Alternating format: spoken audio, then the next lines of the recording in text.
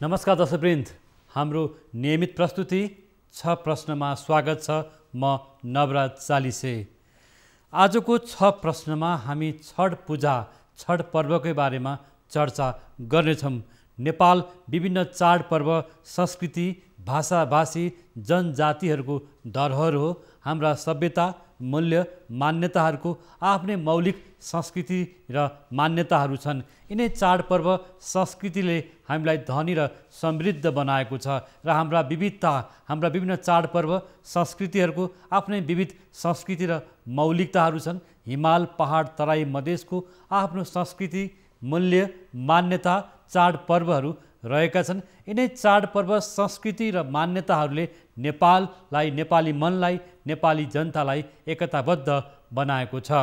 यिनै सन्दर्भमा तराई मधेसमा मात्र नभएर छठ पर्व पछिल्लो दिनहरूमा राष्ट्रिय पर्वको रूपमा मान्यता पाएको छ र देशभरका नागरिकहरूले आफ्नो किसिमले छठ पर्व मनाउने प्रचलन र मान्यताहरू पनि छ। वास्तवमा तराई मधेसमा बढी प्रचलनमा रहेको छठ पर्वको सांस्कृतिक, धार्मिक, आध्यात्मिक, सामाजिक पक्षहरू के कस्ता रहेका छन् भन्ने विषयमै आज हामी चर्चा गर्नेछौँ।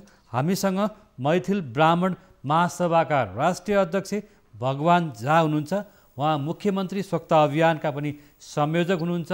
आज हामी उहाँसँग छठ पर्व र छठ पर्वका मौलिक विशेषताहरूका बारेमा चर्चा गर्नेछौँ। हामीसँग जनकपुरबाट यतिखेर जोडिनु भएको छ मैथिल ब्राह्मण महासभाका राष्ट्रिय अध्यक्ष भगवान झा।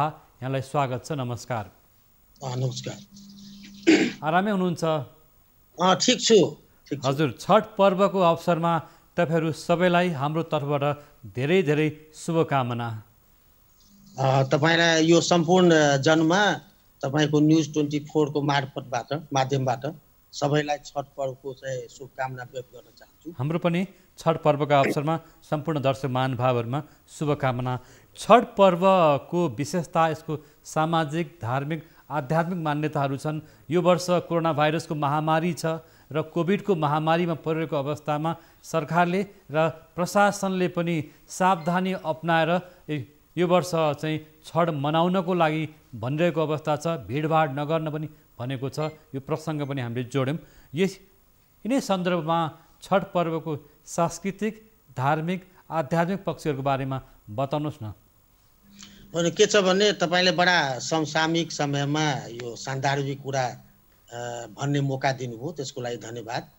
यो छठ पर्व वास्तवमा यो परम्परागत रूपमा यो हिन्दूहरूको बिचमा हुँदै आएको पर्व हो र यो चाहिँ स्वच्छतासँग यो त्यसकारण मैले तपाईँलाई चाहिँ भने स्वच्छता अभियानी पनि छु म। यो खास गरी मुख्यमन्त्री स्वच्छता अभियानको प्रदेश 2 को चाहिँ त्यो विभिन्न चाहिँ त्यो पोखरी, नदी, नाला यसलाई सरसफाइ गर्ने अभियान पनि छ। त यो छठ पर्व चाहिँ सरसफाइसँग पनि जोडिया छ। तपाईँले हेर्नुभयो होला कि जति पनि नदीहरू छन्, पोखरीहरू छन्, त्यो सबमा चाहिँ सरसफाइको अभियान चलिरहेछ विगत 1 हप्तादेखि। त्यो त्यसैको लागि यो छठको घाट बनाउने नाउँमा हामी स्वच्छता पनि गर्छौँ। यो स्वच्छता अभियानकै रूपमा चाहिँ सुरुदेखि चलिरहेको छ यो पर्व र यो पर्वले चाहिँ स्वच्छताको साथसाथै स्वच्छता हुने बित्तिकै यो शारीरिक चाहिँ त्यो स्वास्थ्य कसरी राम्रो हुन्छ, अनि त्यो धन धानले पूर्ण कसरी हुन्छ। स्वाभाविक छ, स्वास्थ्य राम्रो हो भने मान्छे चाहिँ धन पनि कमाउँछ, अनि अन्य चाहिँ सन्तान प्राप्तिसँग पनि जोडिया छ यो पर्व। त्यसकारण यो बहुत महान पर्व हो। यो जस्तो कठिन पर्व चाहिँ हिन्दूहरूमा छैन। यो 4 दिनमा चाहिँ गएर सम्पन्न हुन्छ। यो चाहिँ कार्तिक मासको शुक्ल पक्षदेखि, शुक्ल पक्षको चतुर्थीदेखि सुरु भएर सप्तमी तिथिसम्म चाहिँ यो चल्ने 4 दिनको पर्व हो। पहिलो दिन चाहिँ तपाईँको शुद्ध हुने कि एकदम स्वच्छ हुने, त्यो चाहिँ यो नुहाउने अनि एकदम चाहिँ त्यो लसुन प्याज केही पनि चिज नखाने विशुद्ध शाकाहारी बनेर एकदम सफा चाहिँ वस्त्रहरू धारण गरेर चाहिँ आफूलाई एकदम स्वच्छ पार्ने पहिलो दिनको चाहिँ यसमा चाहिँ स्टेपमा आउँछ छठ पर्वमा। अनि दोस्रो हजुर, पहिलो कुरो आफूलाई स्वस्थ राख्ने हैन, सफाई गर्ने भनिरहँदाखेरि जस्तो सूर्यको पहिले स्वच्छ हुने, स्वच्छ भएर स्वस्थ रहने। हजुर, पहिले स्वच्छ बन्ने। यसको आफ्नो विधि, यसको विधि र मान्यताहरू पनि छन् हैन छठ पर्वको आफ्नै विधि मान्यताहरू जुन यो 4 दिनसम्म मनाइन्छ जस्तो यहाँले भन्नुभयो 4 दिनसम्म मनाइन्छ यो 4 दिनसम्म मनाउँदा यसका आफ्नै विशेषता मान्यताहरू पनि छन् हामी पहिलो दिनदेखि 4 दिनसम्म कसरी मनाइन्छ त्यो नि हाम्रा दर्शक महानुभावहरूलाई भन्नुहोस् न हजुर त्यही मैले भन्न गइरहेको छु कि यो सबभन्दा पहिलो दिन जुन हामी सुरु गर्छौं त्यो चतुर्थीबाट जुन सुरु हुन्छ हाम्रो यो शुक्ल पक्षको कार्तिक महिनाको त्यो पहिलो दिनमा 4 दिन मध्ये पहिलो दिनमा हामी सोक्छौं सफा हुन्छ आफै पर्सनली जो व्रती हुनुहुन्छ जो व्रत गर्नुहुन्छ उहाँ चाहिँ पुरै नुहाएर सफा वस्त्र प्रयोग गरेर खानपिन समेत चाहिँ तपाईको शाकाहारी विशुद्ध शाकाहारी लसुन प्याज केही पनि प्रयोग नगरिकन आफूलाई पूर्ण रूपमा स्वच्छ गर्नुहुन्छ पहिलो दिन त्यसपछि दोस्रो दिन त्यसलाई हामी खरना भन्छौं त्यो पूजा सामग्रीहरू चाहिँ त्यो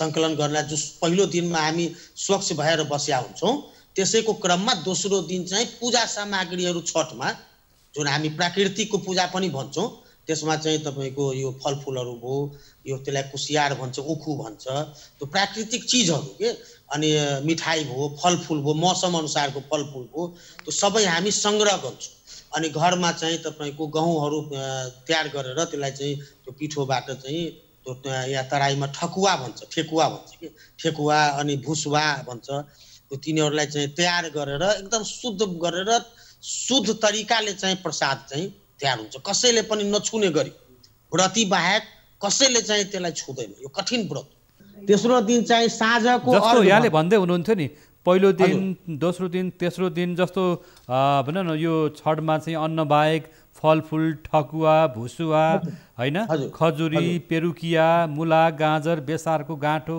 ज्यामिर नरिवल सुन्तला केरा नाङ्लो कोनियाहरू राखेर तलाउमा जाने नदीमा जाने घाटमा जाने यहाँहरुको एउटा मान्यता पनि छ हैन हजुर हजुर हजुर त्यो घाट जाने तयारी नै हो दोस्रो दिन दोस्रो खरना भनेको दोस्रो दिन हो त्यो प्रसादको रूपमा सबै चीज व्यवस्था गर्ने हो त्यो शुद्ध भएर अनि तेस्रो दिन चाहिँ तपाईको साँझको अर्घ भन्छ त्यसलाई तेस्रो दिनमा साँझको अर्घ भनेको अस्ताउने सूर्य तपाईले सुन्नुभयो होला उखान छ कि जहिले पनि चाहिँ मान्छे चाहिँ त्यो यो उदाउँदो सूर्यलाई नमस्कार गर्छ तर छठ पर्व यस्तो पर्व हो जसमा अस्ताउने सूर्यलाई पनि नमस्कार गर्छन् प्रति सबै जनताले सब चाहिँ श्रद्धालुहरू त्यो साँझको अर्घ भनेको अस्ताउने बेलाको चाहिँ सूर्यको दर्शन गर्नु यो चाहिँ अचम्मको चाहिँ उ छ कि एउटा राम्रो मेसेज पनि छ यो खाली चाहिँ त्यो एकदम राम्रो दिन छ राम्रो समयमा मात्रै साथ दिने नराम्रो समयमा साथ नदिने यसलाई एउटा अकाट्य रूपमा चाहिँ हिन्दूहरूले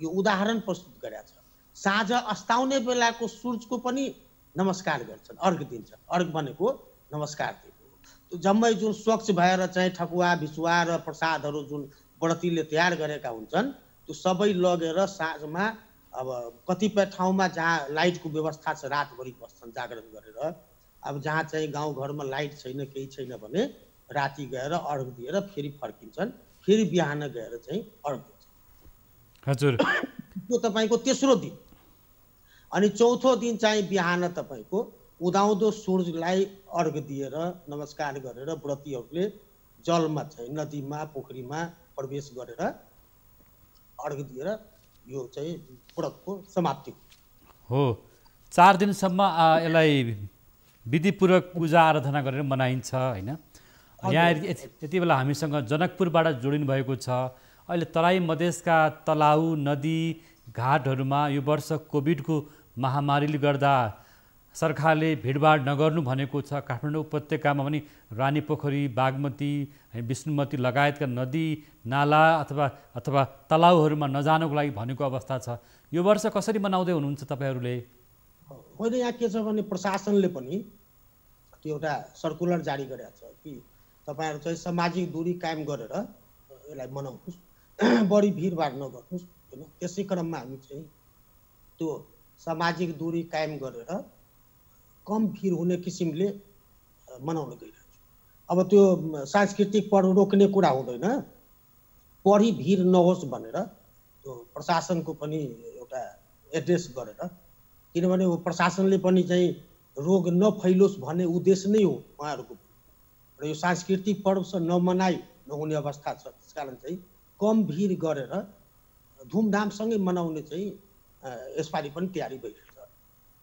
तर छठमा त भिडभाड हुन्छ नि त, नाल नदीमा अथवा तलाउमा पोखरीमा होइन? यो अवस्थामा तपाईँहरू कसरी सावधानी अपनाउँदै हुनुहुन्छ? छठ समितिका आयोजकहरूले कसरी व्यवस्थापन गर्दैछन् त तराई मधेसमा? अब यहाँ चाहिँ गङ्गा सागरमा चाहिँ धुमधामले मनाउने चाहिँ हुन त विभिन्न तलाबमा मनाइन्छ। अब यहाँ गङ्गा सागरमा खास गरी जनकपुरको अलि विशेष नै धुमधाम हुन्छ। त्यहाँ गङ्गा आरती पनि हुन्छ। त्यसकारण चाहिँ त्यहाँ करिब 1 हप्तादेखि घाट निर्माणको काम पनि भइरहेछ।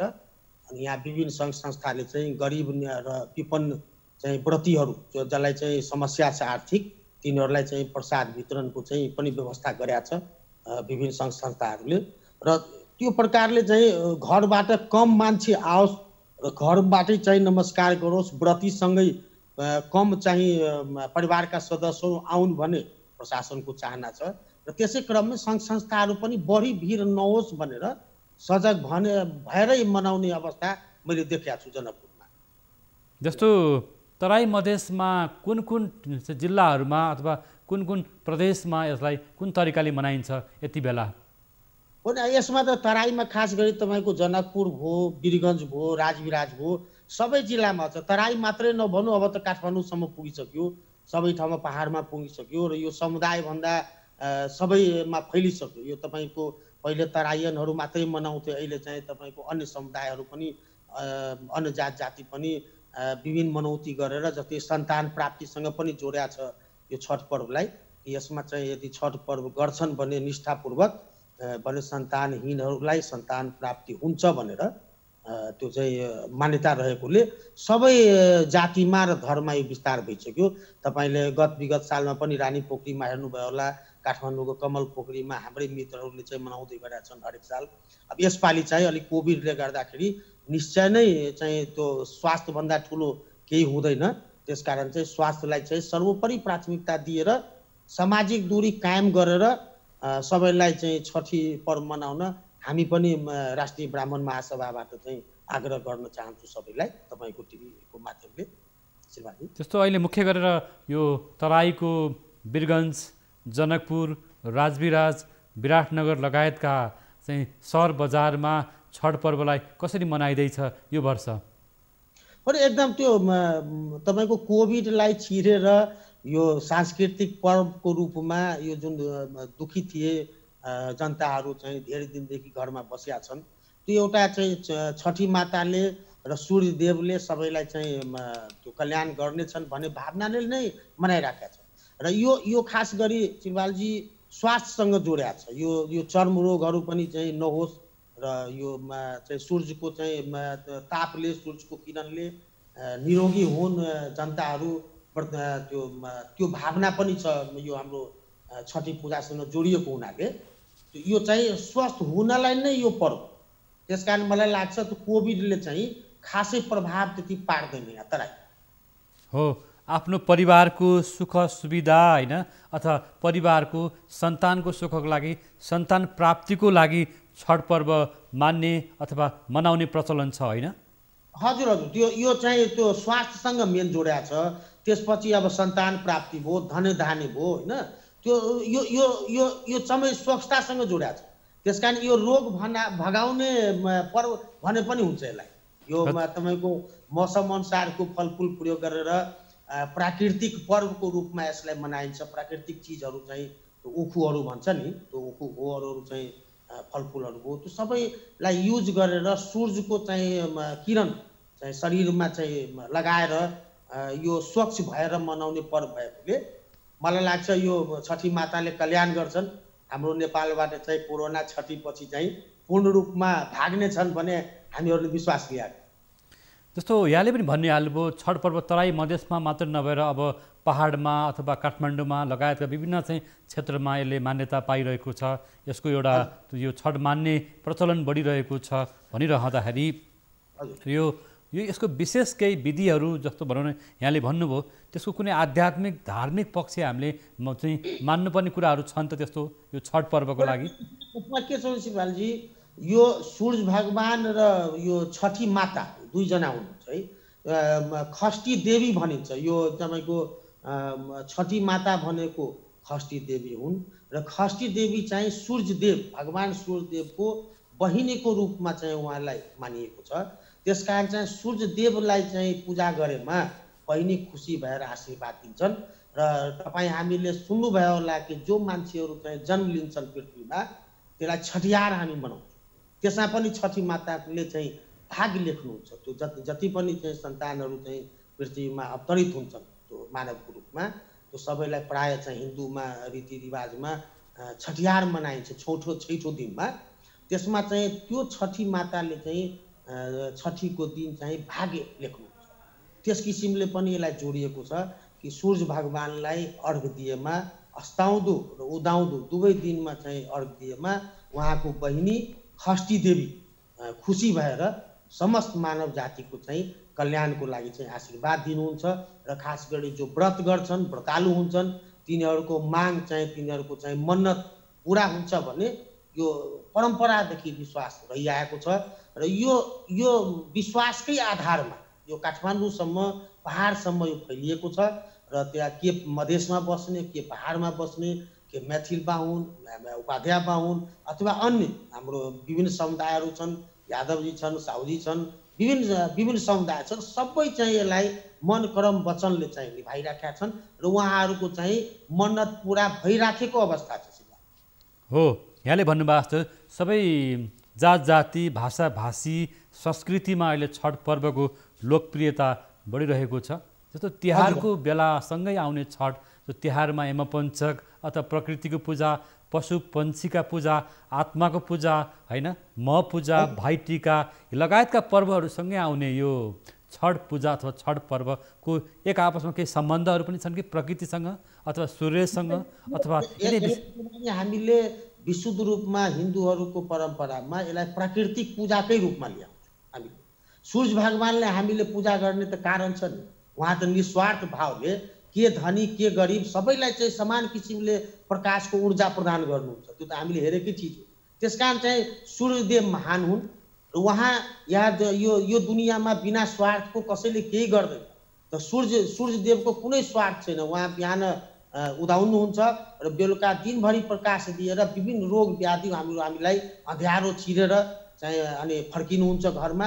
त्यसकारण चाहिँ उहाँ नै देवता हो कि हामीले उदाउँदो र अस्ताउँदो भन्छ नि त्यो दुवैमा चाहिँ उहाँलाई हामीले अर्घ दिन्छौँ नमस्कार गर्छौँ छठीको व्रतालु भएर र छठी मातालाई उहाँको चाहिँ माध्यमबाट सूर्यदेवको माध्यमबाट चाहिँ खुसी गरेर खुसी पारेर छठी माताबाट समेत मानव जातिले छठी पूजाको माध्यमले आशीर्वाद गर्न गएको छ। यो छठी माता अथवा छठ पर्वको पूजामा घरका सबै सदस्यहरू हैन ज्येष्ठ नागरिक बालबालिका महिला गृहस्थी सबैजना सहभागी हुनुहुन्छ होइन?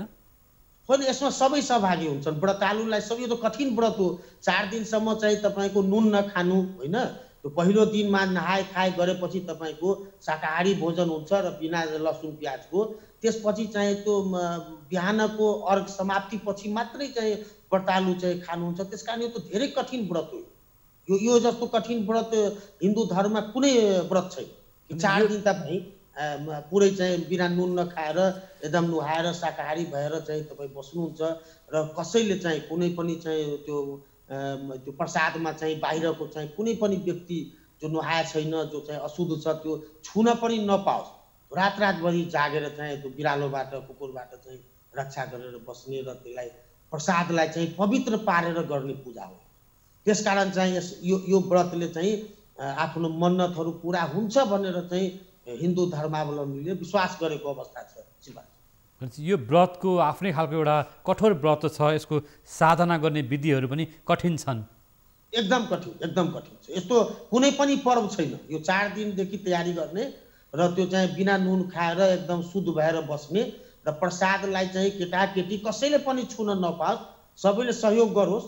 तर चाहिँ त्यो नहाए खाए गरिसकेपछि चाहिँ त्यसमा 4 दिनसम्म कसैले चाहिँ छुन पाउँदैन। त्यो बेलुकाको चाहिँ अर्घ दिएर पनि प्रसाद चाहिँ वितरण हुँदैन। यो बिहानपल्ट चाहिँ सूर्यदेवको त्यो उदाउँदो सूर्यदेवको चाहिँ दर्शन गरेपछि अर्घ दिएपछि मात्रै चाहिँ तपाईँको प्रसाद वितरण हुन्छ। सूर्य प्रकाश हुनाले प्रकाशको या उज्यालोको एउटा आराधना गरिन्छ होइन?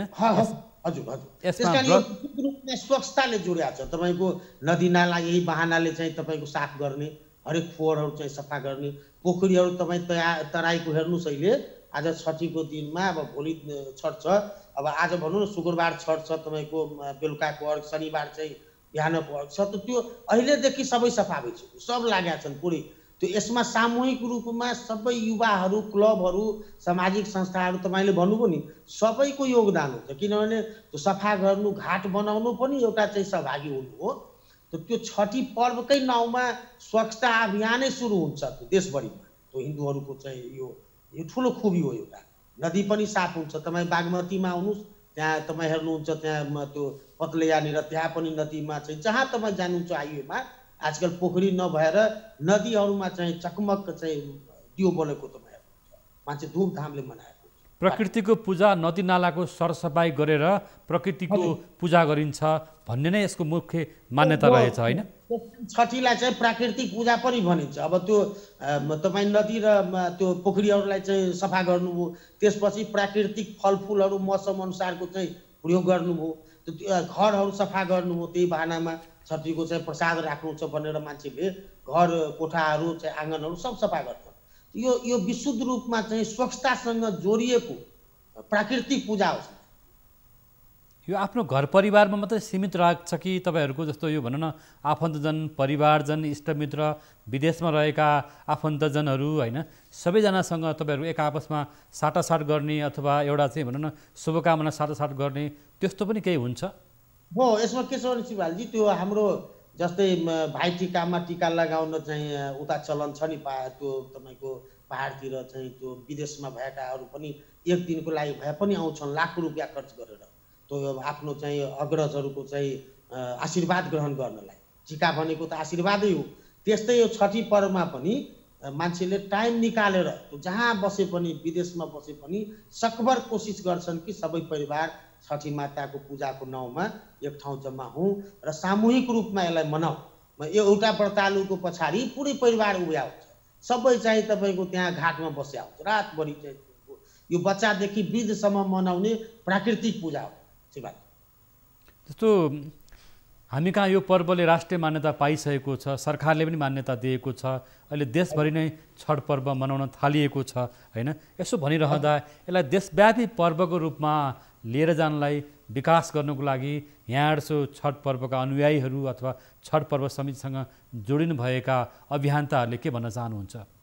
होइन, यो निश्चय रूपमा यो सबै धर्म समुदायभन्दा माथि उठिसकेको पर्व हो र यो पहिला चाहिँ तराईमा सीमित भएको अवस्थामा अहिले देशव्यापी रूपमा विभिन्न कुना काप्चामा फैलिसकेको अवस्था छ। त्यसकारण चाहिँ नेपाल सरकारले पनि यसलाई महत्त्व दिएको छ र प्रदेश सरकारले पनि महत्त्व दिएको छ र हाम्रो चाहिँ एज ए हामी त अब हिन्दू धर्मावलम्बी र छठ पूजासँग चाहिँ हामी जोडिएको हुनाले यो सबैसँग आग्रह गर्छु कि यसलाई अझ चाहिँ व्यापक रूपमा चाहिँ मान्छे मनाउन्, सबैको छठी माताले कल्याण गरौँ, यही हाम्रो चाहिँ माग हो। हजुर, विदेशमा बसेका नेपाली दाजुभाइ दिदीबहिनीहरूले छठ पर्व मनाउनुहुन्छ होइन? सबैले मनाउनुहुन्छ। जहाँ पाउँ इभेन तपाईँको त्यो दुबईमा पनि चाहिँ समुद्रको किनारामा मनाउनुहुन्छ। त्यो हाम्रा मित्रहरूले चाहिँ विभिन्न बेलामा चाहिँ क्लिपहरू पठाउने गर्नुहुन्छ। तपाईँलाई आश्चर्य लाग्छ, बाहिर बसेकाहरू पनि पोखरी नपाए समुद्रकै किनारा मनाउने गर्नुहुन्छ। हजुर, हामीसँग डाटाहरू छ, रेकर्डहरू छ। यो पर्वको समापन चाहिँ कसरी हुन्छ? यहाँले भन्नुभयो सूर्य अस्ताउँदो सूर्यलाई अर्घ दिएर आराधना गरेर व्रत बसेर यो 4 दिनसम्म मनाइन्छ भने जस्तै यसको समापन गर्ने विधिहरू पनि छन्। समापनमा के छ भने त्यो बिहानको अर्घ भन्छ त्यसलाई, त्यो समापन गर्ने त्यो बिहानको अर्घमा हामीले जति पनि प्रसाद तयारी गरे हुन्छौँ त्यसलाई चाहिँ त्यो कन्सुप्ती भन्छ, त्यो डाला भन्छ नि, त्यो हाम्रो त्यो बनाएको शुद्ध गरिएको डालामा राखेर व्रतालु चाहिँ त्यो पानीमा जलमा चाहिँ प्रवेश गरेर अनि तपाईँको त्यहाँ सूर्यदेवलाई चाहिँ अर्घ दिएर उहाँलाई चाहिँ उहाँको स्तुति गाएर अनि त्यसपछि चाहिँ यसलाई समापन गरिन्छ। हजुर, अर्घ दिइसकेपछि उदाउँदो सूर्यलाई चाहिँ अर्घ दिएर समापन हुन्छ। चाहिँ त्यो तपाईँको शुद्धिकरण भइहाल्छ, त्यसलाई चाहिँ उसरगेर अनि त्यसपछि चाहिँ सब आफ्नो घर जान्छ। यो पर्वमा जस्तो आफन्त परिवारजनमा बसेर मिष्टान्न भोजनहरू गर्ने होइन, मिठाईहरू खाने, फलफुलहरू खाने है, भनौँ न एक आपसमा हामी कृषि प्रधान देश हो नि त सुरुमा, अहिले पनि हामी कृषिमा आश्रित, हाम्रो ठुलो जनसङ्ख्या छ तराई पहाड मधेसमै सबैतिर। त्यस कारणले कृषि प्रधान देशका हामी नागरिकहरू कृषकहरूमा अझ बढी यसलाई धुमधाम तरिकाले मनाउने चलन रहेछ होइन?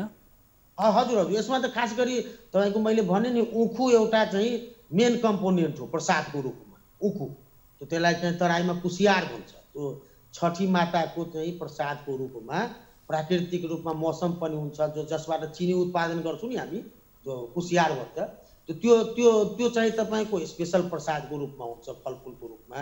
र यो एउटा यो यस्तो पूजा हो कि त्यहाँ चाहिँ सैकौँ श्रद्धालुहरू आए पनि घरको परिवार नभए पनि कोही पनि खाली बस्दैन, सबलाई प्रसाद वितरण गरिन्छ त्यहाँ घाटमा। त्यो श्रद्धालुहरू जुन व्रतीहरू हुनुहुन्छ सबलाई चाहिँ प्रसाद वितरण गरेर अनि मात्रै घर जानुहुन्छ। जतिजना हुन्छ त्यहाँ जो मान्छे छ सबैले प्रसाद ग्रहण गर्छ। त्यसकारण यसलाई चाहिँ यो सामूहिकताको पूजा हो सिलवालजी। यो वास्तवमा सबैले सँगै बसेर मनाउने पर्व हो। त्यसै कारण हजुर, हाम्रो लोक संस्कृति परम्परासँग जोडिएको यो पर्व परिवारका सदस्यहरू नदी अथवा किनारामा बसेर, घाटमा बसेर, तलाउमा बसेर प्रार्थना गर्ने, आराधना गर्ने, एउटा सूर्यको भक्तिभाव गर्ने सँगसँगै एउटा लोक संस्कृतिका गीतहरू गाउने चलन पनि रहेछ होइन? हजुर, छठी माताको चाहिँ गीत गाउँछन् सबै। र त्यो यहाँ त यो खास गरी तपाईँको यसमा चाहिँ जहाँ लाइटको व्यवस्था छ सहरमा भनौँ न, त्यही रानी पोखरीमा तपाईँले हेर्नुभयो होला, कमल पोखरीमा हेर्नुभयो होला, त्यो रातभरि चाहिँ तपाईँको गीत गाएर छठी माताको सूर्यदेवको आराधना गरेर व्रतालुहरू छठी माताको प्रार्थना अथवा लोक संस्कृतिसँग जोडिएका यहाँसँग केही शब्दहरू छन् भने अथवा गीतका शब्दहरू छन् भने, प्रार्थनाहरू छन् भने भन्नुहोस् न एकपटक। तराईमा चाहिँ छठी मैयाको गीतै गाउने चलन हुन्छ। त्यो विभिन्न चाहिँ लोकगीतहरू हुन्छ, त्यसमा चाहिँ हाम्रो व्रतालुहरू आइमाईहरूले चाहिँ त्यो जस्तो व्रतालुहरूले गाउने छठी माताको एउटा गीत भनौँ अथवा एउटा प्रार्थना भनौँ, त्यो यहाँकै शब्दबाट केही छ भने भन्नु होला। त्यो गीत गाउन सक्नुहुन्छ अलिकति? सिलवालजी त्यस्तो कुनै खास गाना छैन त्यसमा। त्यो यो आराधना हो कि आराधना हो। त्यो छठी मातालाई नै त्यो स्मरण गरेर आराधना गरिन्छ, सूर्यदेवलाई चाहिँ अर्घ दिएर आराधना गरिन्छ। त्यस्तै चाहिँ यो छठी मैया हामीलाई चाहिँ आशीर्वाद दिउन् भनेर धुनहरूमा गीतहरू चाहिँ आराधना छन् भने थोरै एउटा यहाँको श्लोक भन्नुहोस् न आराधनाको। यहाँ भनौँ ब्राह्मण समुदायको अध्यक्ष नै हुनुहुन्छ। सूर्यको अर्घ दिँदाखेरि ओम अब सूर्याय नमः भनेर चाहिँ अब अर्घ दिइन्छ बिहान बिहान होइन। यसको लागि कुनै त्यो छठी माताको मन्त्र भनेर आउँदैन, त्यो अर्घको रूपमा चाहिँ दिइन्छ। त्यो स्पेसल मन्त्र छैन यसको। हस् त, यहाँले छठी माताको व्रत, छठी माताको महत्त्व र प्रकृतिको पूजा भनिसक्नु भएको छ। वास्तवमा यो प्रकृतिको पूजा गर्ने हाम्रो विधि अथवा साधनाहरू, आराधनाहरू छन् र विशेष गरेर तराई पहाड मधेस सबैतिर यतिखेर छठ पर्वको एउटा रौनकता छ। यसले राष्ट्रिय पर्वको मान्यता पाइसकेको छ। सबैतिर सब आम नेपाली नागरिकले छठ पर्वलाई चाहिँ उल्लासपूर्वक मनाइरहेको पछिल्लो अवस्थाहरू छ। र अन्तिममा केही भन्न चाहनुहुन्छ हाम्रा दर्शक महानुभावहरूले? मैले सिलवालजी तपाईँको स्टुडियो मार्फत चाहिँ छठी मातासँग प्रार्थना गर्छु, यो संसारबाट चाहिँ यो कोभिड नामको चाहिँ एउटा जुन महामारी छ यो समस्त मानव जातिको विरोधमा त्यो चाहिँ अन्त होस् र वास्तवमै प्रकृतिको पूजाबाट, पूजाको दिनदेखि, पूजा समापन भएको दिनदेखि यो पुरै दुनियाँबाट, नेपालबाट चाहिँ कोरोनाको उन्मूलन होस् र मानव जाति चाहिँ सहज रूपमा चाहिँ आफ्नो चाहिँ विकासको लागि काम गरून् भने छठी मातासँग यही प्रार्थना छ हाम्रो। र तपाईँले चाहिँ यो दुई शब्द बोल्ने मौका दिनुभयो छठी माताको महिमाको बारेमा, यसको लागि चाहिँ तपाईँलाई धेरै धेरै धन्यवाद छ। हस् त, यहाँको समय र विचारको लागि पनि हाम्रो तर्फबाट पनि धन्यवाद यहाँलाई। नमस्कार, धन्यवाद। हस् त, छठ पर्वको हाम्रा सम्पूर्ण दर्शक महानुभावहरूलाई शुभकामना। र सूर्यको भक्ति श्रद्धापूर्वक आराधना पूजा गरी मनाइने छठ पर्व विभिन्न तरिकाले मनाइँदैछ र यतिखेर कोरोनाको महामारी पनि छ। छठ समितिका, छठ पर्वका अनुयायीहरूले पनि भनिराख्नु भएको छ, छठ पर्व मनाउँदा निकै सावधानी अपनाऊ। तराई पहाड मधेस जहीँ तहीँ तलाउ, नदी अथवा घाटहरूमा भेटघाट गर्दा, भिडभाड हुँदाखेरि अलिकति जोखिम हुन सक्ने कारणले गर्दा सरकारले पनि सुरक्षा अपनाउन भनेको छ। हामी अनुयायीहरूले, हामी व्रतालुहरूले पनि सावधानी भएर छठ पर्व मनाऊँ भन्ने नै यो वर्षको अभियान छ र आयोजकको पनि अनुरोध यही नै छ। र छठ पर्वको यो अवसरमा तपाईँहरू सबैलाई शुभकामना दिँदै आज हामीसँग जनकपुरबाट जोडिनु भएको थियो मैथिली ब्राह्मण महासभाका राष्ट्रिय अध्यक्ष तथा मुख्यमन्त्री स्वच्छता अभियानका संयोजक समेत रहनुभएका भगवान झा। उहाँलाई समय र विचारको लागि धन्यवाद। आजको हाम्रो नियमित प्रस्तुति 6 प्रश्नको पनि समय पुरा भएको छ। हामी बिदा माग्छौँ। नमस्कार।